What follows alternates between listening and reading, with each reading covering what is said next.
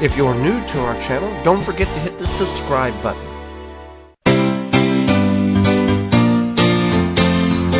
Now back to the Wisconsin Vegetable Garden Radio Show. You just don't want to lollygag around and take your sweet time. This is a time-sensitive thing. With your hosts, Joey and Holly Baird. You know, when we talk about berry plants, berry bushes, berries, it reminds me back whenever I was younger. I guess you would say that. The church I grew up in, if you've gone to a Baptist church, you understand that Baptists like to eat, and we always have food socials or ice cream socials. Holly's just listening to this. Yeah. And there was a guy that was an older gentleman. He's still with us today. I'm from Southern Illinois. And he always brought blackberry cobbler. And that was the highlight of the whole food social, the ice cream social. And he'd always calculate, am I close enough to the front of the line in order to get some? Because, he didn't make, pans and pans of it. He made a normal, probably like 9 by 13 inch pan of blackberry cobbler, and it was the best. So, you always want to, try. Is that Don? That's Don. Yeah, okay. yeah. You know who I'm talking about. Yeah. He calls every Christmas and says, instead of sending you a Christmas card, I'm just going to call you every Christmas. I said that works for me. So we talk for an hour about all the things that's going on back home. But when we talk about berry bushes, berry plants, is that something for you? Will it work on your property? And we're going to go over blueberries, raspberries, blackberries, gooseberries, elderberries, strawberries, and find out if it's something that works for you on your property. And again, this does not work for everybody. Yeah, and berries are a great perennial plant that require a little maintenance. So what we're going to start with is strawberries, but with that little maintenance. Not all berry plants like the same type of soil. Right. Blueberries have that issue, and we'll talk about that in a moment. Strawberries, there's two different categories or groupings that strawberries fall under. Right. So there's the June bearing, and then there's the ever bearing. And we grow June bearing. We have, our berry patch is kind of out of control. But it's because what happens with June bearing is that they, later on in the year after they fruited, they shoot off daughter plants, which is basically they put off these like runners, and then the runners root themselves, and then it creates another plant. And that's the best way to propagate these plants.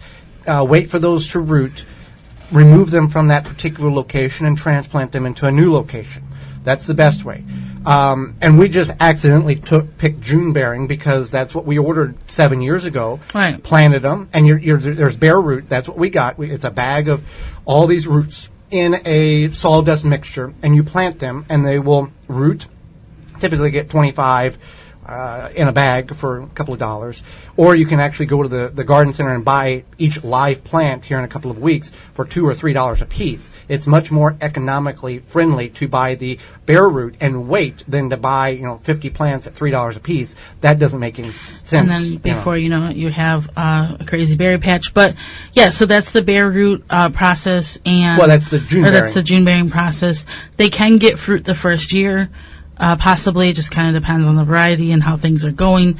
That is possible. You're not going to get. You have to pop the flowers off or pinch them off, so the roots can be developed properly.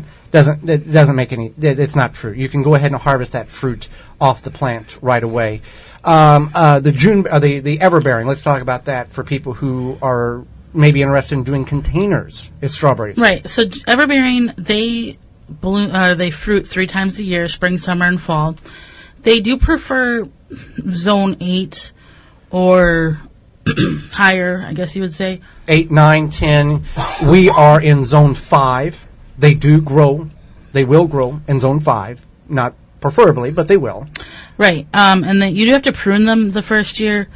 What you do is you basically pinch back the buds the first year. Now, first sprouting. I want to make clear that all of these are annual, are perennials. They will come back year after year after year with some maintenance. It's just not a plant like a tomato. It dies and then you got to replant again. These will all come back for many years. Strawberries, typically 5-7 years is about your lifespan. We're pushing that on our patch. That it's going on 8 years now with that. So strawberries they're lower to the ground. They're kind of they're more of like a a plant versus like some of these berries are more of a bush. Right. And you got to be sure you pick them soon because slugs like them. Birds will get any of these if you don't. We've never had problems with birds with the strawberries, but these other berries we're going to speak about, there are bird nettings in which you can wrap or lay over top of them, as well as ants like the strawberries, and we'll deal with that question in next week when it comes to how to control the ants from eating the strawberries. Another one is blueberries, and this is the exception to the easy rule here with these berry plants. So blueberries need acidic soil. They need a pH of about 4.5 to 5.5. So you can add sulfur to the soil about 3 months before you plant your blueberries. You'd have to check the soil pretty much every year, every other year to make sure your pH is correct. No matter what, you would have to continually do this over time as the plant continues to grow. Typical pH in your backyard is going to be about 6.5 to 7.3, average. So we're going to have to lower the acidity for the blueberry plants. So you add the sulfur, and you do that. It's like a granule of sulfur, and I think it was 1 pound per 50 square feet or something. You can look that up. But you mix it in 3 months before planting. Check your pH, and you should be good to go typically if you add the right amounts. But that is that's what blueberries require. You can grow them in containers. There are some great companies that have worked on compactive blueberry bushes or plants. But again, that acidity, that's what's going to get you. Why did it die? You didn't have the right acidity. So let's talk about raspberries real quickly. They can get 2 to 3, or you want to plant them 2 to 3 foot apart. You cut back the canes in the spring to about 12 inches above the ground. You're going to see the now this is all the canes, right, Holly? Right. So you cut them back to about 12 inches above the ground. It's the old canes. It's the old canes, not the new ones. And you're going to see the old canes, it's going to be like a bark right, it's going to be versus the new cane growth. So you want to trim those back. And you do that in the spring. They like well-draining soil, a less damp area. So if you have like a low-lying area in your yard, you want to stay away from that. Full sun, and they'll bear fruit about 1 year after planting. Right. Most of these plants will do that unless you get like the newer 2-year-old plant or possibly a more newer plant from Bloomel's or other garden centers. And blackberries, now these are not black raspberries. There's a difference. Right. They are 4 to 5 feet apart. They get a little bit bigger, but similar to raspberries, you want to trim the canes back, full sun, and you do want to try to mulch these before winter. They're a little bit more sensitive. Gooseberries or currants, full sun, partial shade, 3 foot apart, easily can be grown in containers, but you need to be at least 18 inches deep, and they prune back in the winter. The reason 18... Midwinter. The deepness of the container 18 because they have a tremendous taproot that root into the soil. And they'll produce fruit in 1 to 3 years, so there is some waiting period there. And now, finally, elderberry is like almost like a small shrub. Yeah. Small tree. You want to plant them 6 to 10 feet apart. They can grow borderline poor soil, full sun. First 2 years, you should just let them grow as they are. Let them grow wildly. Do not prune. Do not bother to pick the berries. And then after that second year, you'll just have a prolific amount of berries.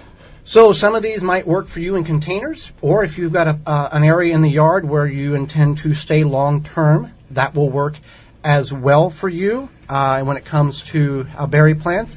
Or it might just be better for you to find a farm in which you can go pick them and get some during the year. So hopefully that helps with understanding more about berry bushes and maybe what you want and don't want on your property. Thank you for checking out the Wisconsin Vegetable Gardener radio show. For more, go to the WisconsinVegetableGardener.com for full-length in-studio video and podcast replay of Season 1. Season 2 underway and added weekly. Tweet us at TWVG Show or hashtag TWVG to be part of the program.